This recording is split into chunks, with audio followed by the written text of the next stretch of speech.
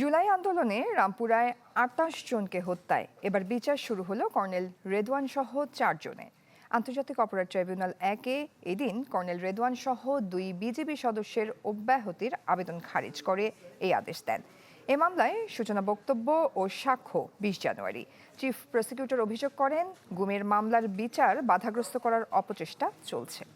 Rainbow allrounder exterior paint বাড়ির বাহিরের দেয়ালের সুরক্ষা নিয়ে থাকুন নিশ্চিন্ত। সাথে পাচ্ছেন ১০ বছরের ওয়ারেন্টি। নিরস্ত্র আন্দোলনকারীদের ওপর কর্নেল রেদওয়ানুল ইসলামের এই গুলির দৃশ্য জুলাই আন্দোলনের সময় বিবেকবানদের আত্মা কাঁপিয়ে দেয়। রামপুরার এই ঘটনায় মোট ৬ অভিযোগে ২৮ জনকে হত্যার অভিযোগ এনে ট্রাইব্যুনালে হাজির করা হয় বিজিবির ২ জন সদস্যকে, যারা দুজনই সেনা সদস্য। বুধবার এই ঘটনায় অভিযোগ গঠনের আদেশের সময় অনেকটা নির্লিপ্ত ছিলেন এই ২ জন সেনা সদস্য।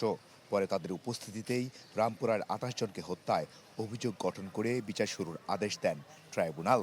যে বাহিনী হিসেবে বিজিবিকে কিন্তু আমরা আসামি শ্রেণীভুক্ত এখানে করিনি। বিজিবির অসংখ্য সৈনিক সারা বাংলাদেশে দায়িত্ব পালন করেছেন, কিন্তু সেখানে কিন্তু এইভাবে মানুষ হত্যার ঘটনা ঘটেনি। স্পেসিফিক্যালি এই ২ জন আসামি অতি উৎসাহী হয়ে তারা কমান্ডিং পজিশনে থেকে এই ২টো দিন তাদের নেতৃত্বে রামপুরা এবং বনশ্রী এলাকায় হত্যাযজ্ঞ চলেছে। অভিযোগ গঠনের সময় আদালত ২ জন বিজিবির সদস্যকে জিজ্ঞাসা করেন তারা দোষী কিনা। এ সময় নিজেদের দায় এড়িয়ে ন্যায় বিচার আশা করেন দুজনই।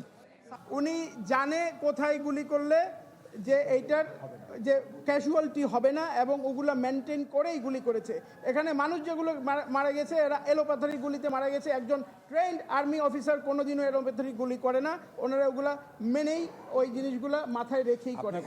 এদিকে গুমের মামলার বিচার ভিন্ন দিকে নেওয়া চলছে বলে অভিযোগ করেছেন চিফ প্রসিকিউটর। তারা যখন অপরাধগুলো করেছেন তারা কখনো সেনা কমান্ডের অধীনে ছিলেন না, সেনাবাহিনীর ইউনিফর্মে ছিলেন না, সেনাবাহিনীর ডিসিপ্লিনের মধ্যে ছিলেন না, তারা ছিলেন পুলিশ সদস্য। অথচ এই সেনা পরিচয়কে বাইরে ব্যবহার করার মাধ্যমে তারা এই মামলাটাকে সেন্সিটাইজ করার চেষ্টা করেছেন। এটা অসৎ উদ্দেশ্যে তারা করছেন আসামি পক্ষের এই আইনজীবীরা। এদিন যাত্রাবাড়িতে ইমাম হোসেন তাইম হত্যায় সাবেক ডিএমপি কমিশনার হাবিব সহ ১১ জনের বিরুদ্ধে ট্রাইব্যুনালে আনুষ্ঠানিক অভিযোগ দাখিল করেছে প্রসিকিউশন। মাসুদুর রহমান, চ্যানেল 24, ঢাকা।